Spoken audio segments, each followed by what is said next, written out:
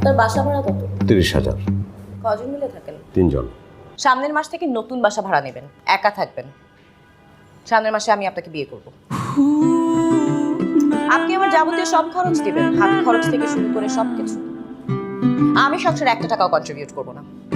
আমি আমার গাড়ি বিক্রি করে দেব, আপনি গাড়ি কিনবেন, আপনার গাড়ি করে আমি যেরকম কাপড় পরি, যে ধরনের ব্র্যান্ড ইউজ করি, যেভাবে চলি, আপনি সেভাবেই আমাকে চালাবেন।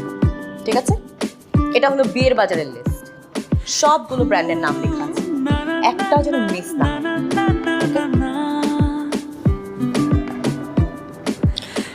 না, এগুলো আনতে পারবো সেটা তো ব্যাপার না, কিন্তু এগুলো তো আপনি ব্যবহার করবেন না।